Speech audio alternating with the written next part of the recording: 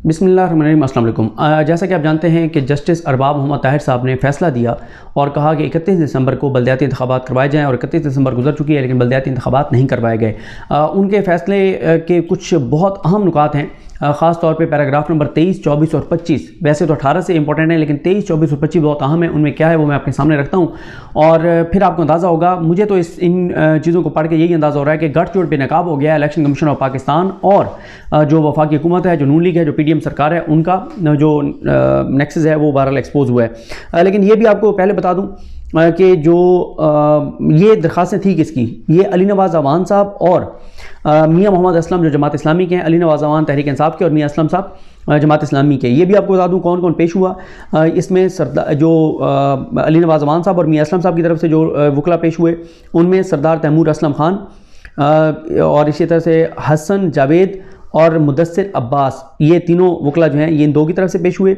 और इसके अलावा जो रिस्पोंडेंट्स थे उसमें अशतर उसाफ साहब हैं जो अटॉर्नी जनरल पाकिस्तान हैं, और मुनव्वर इकबाल दुगल साहब additional attorney general of Pakistan हैं, अरशद महमूद साहब हैं, Arshad Mahmood Kayani deputy attorney general हैं, और उस्मान घुमन साहब हैं असिस्टेंट अटॉर्नी जनरल हैं, खालिद महमूद दून साहब हैं असिस्टेंट अटॉर्नी जनरल हैं, और साथ ही जो जहांगीर जदून साहब हैं advocate general Islamabad, Zafar Iqbal Hussain special secretary हैं, और मोहम्मद अरशद हैं DG law, Khurram Shahzad additional ADG law हैं, और साथ मोहम्मद सैफुल्ला DG हैं, मोहम्मद वकास मलिक, और साथ ही बुशरा रशीद साहबा जो लॉ ऑफिसर हैं ECP की, वो पेश हुए। अब आ जाएँ जनाब इस पर अरबाब मोहम्मद ताहिर साहब ने जो फ़ैसला लिखा, इसका मैंने आपको अर्ज़ किया। वैसे तो ये जो है वो बड़ा एक 11 सफ़ात पे तफसीली है फ़ैसला है, लेकिन हम पैराग्राफ नंबर 18 से शुरू करते हैं कि उन्होंने क्या चीज़ें जो हैं वो लिखी हैं।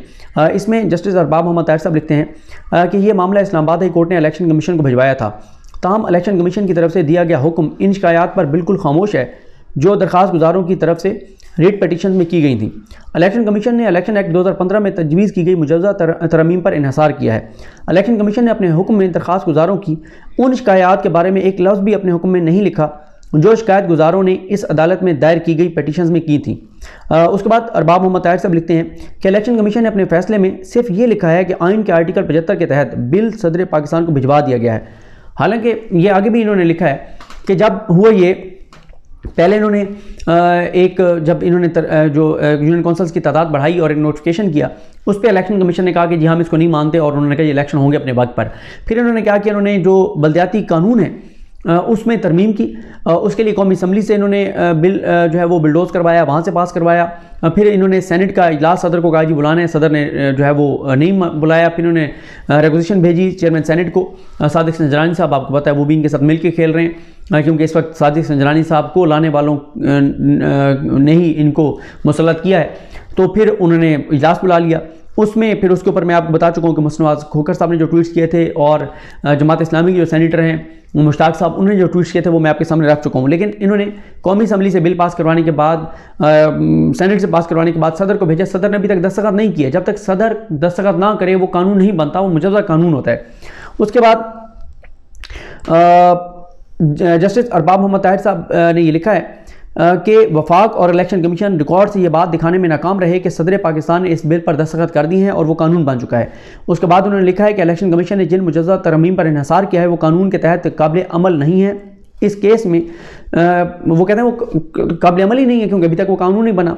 इस केस में जो कानून आज मौजूद है उसी का इतलाक़ हर सूरत होना है। इलेक्शन कमीशन और वफाकी हुकूमत मौजूदा कानून पर अमल दरामद की पाबंद हैं। उसके बाद उन्होंने लिखा है कि यह तयशुदा कानून है कि कानून का इतलाक़ सदर की मंजूरी के बाद ही हो सकता है। पैराग्राफ नंबर 19 में वो लिखते हैं कि वफाकी हुकूमत की तरफ से इस्लामाबाद की यूनियन काउंसिल्स की तादाद 101 से बढ़ाकर 125 करने का फैसला सेक्रेटरी वजारत दाखिला की तरफ से भिजवाई गई समरी की बुनियाद पर किया गया। ताहम यह समरी ना तो काबीना के लिए थी, ना ही 19 दिसंबर को जारी किए गए नोटिफिकेशन में उसकी कोई वजह बताई गई है। ये नोटिफिकेशन इंतखाबात की तारीख से 12 दिन पहले जारी किया गया।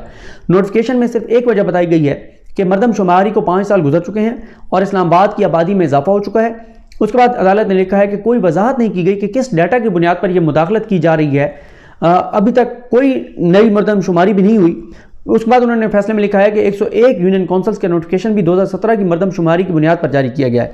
इससे साफ जाहिर है कि रिकॉर्ड पर ऐसा कोई मवाद मौजूद नहीं और न ही हालात में कोई तब्दीली हुई है कि इलेक्शन कमीशन 19 दिसंबर को जारी किया गया नोटिफिकेशन जारी करे। उसके बाद पैराग्राफ नंबर 20, इसमें اسلام آباد انہوں نے لکھا ہے کہ اسلام آباد کورٹ نے 23 دسمبر کو اپنے حکم میں درخواست گزاروں کی اپیلوں میں کی گئی تمام شکایات کا ازالہ کر دیا تھا۔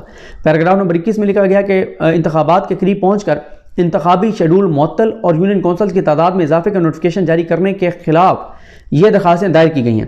پیراگراف نمبر 22 میں لکھا گیا ہے کہ الیکشن کمیشن نے انتخابات کا شیڈول 20 اکتوبر 2022 کو جاری کیا تھا، جس کے بعد الیکشن کمیشن نے انتخابات کا تمام عمل مکمل کر لیا تھا۔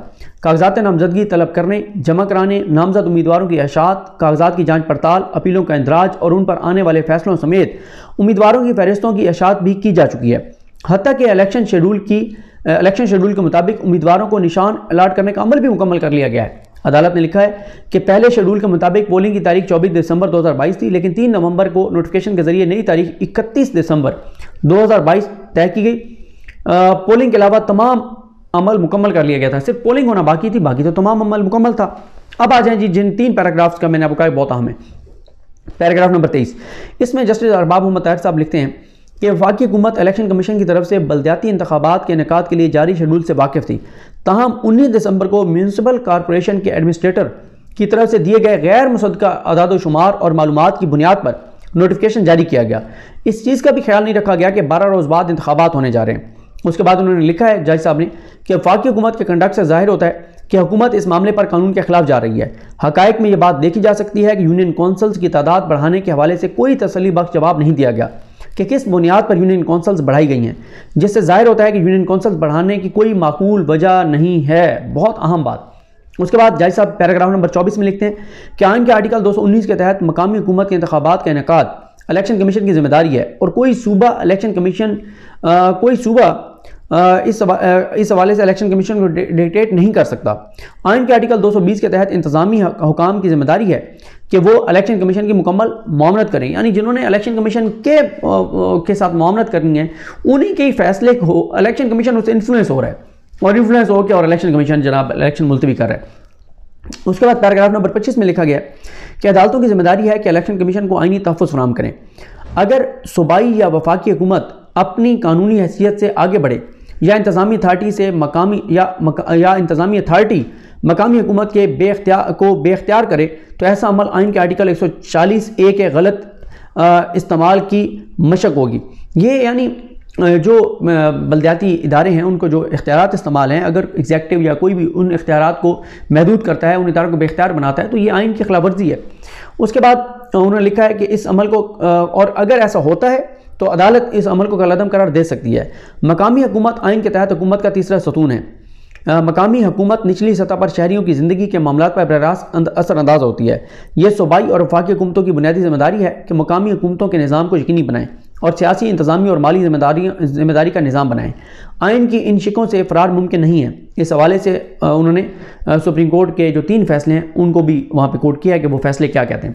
پیراگراف نمبر 26 میں کہا گیا کہ ان حقائق کی روشنی میں الیکشن کمیشن کا حکم اور نوٹیفیکیشن قانونی طور پر باقی نہیں رہ سکتے اور کالعدم قرار دیے جانے کے قابل ہیں۔ پیراگراف نمبر 27 میں لکھا گیا ہے کہ جو مختصر حکم عدالت نے جاری کیا تھا اس کی تفصیلی وجوہات یہی ہیں جو اوپر بیان کر دی گئی ہیں۔ میں نے تو آپ کے سامنے 18 سے آنورڈ پڑھا ہے نا، اس سے پہلے بھی 17 پیراگرافز ہیں۔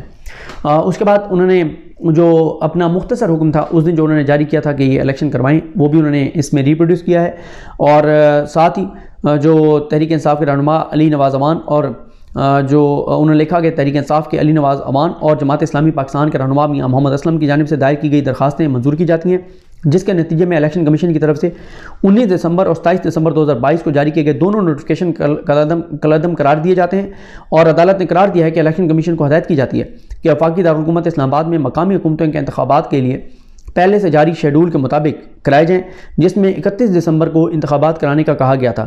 اس کے بعد عدالت نے لکھا ہے کہ وفاقی حکومت کو ہدایت کی جاتی ہے کہ اسلام آباد میں بلدیاتی انتخابات کے لیے الیکشن کمیشن کو مکمل معاونت فراہم کریں، کیونکہ مقامی حکومتوں کے انتخابات الیکشن کمیشن کا آئینی مینڈیٹ ہے۔ یہ میں نے آپ کے سامنے وہ پیراگرافز رکھے۔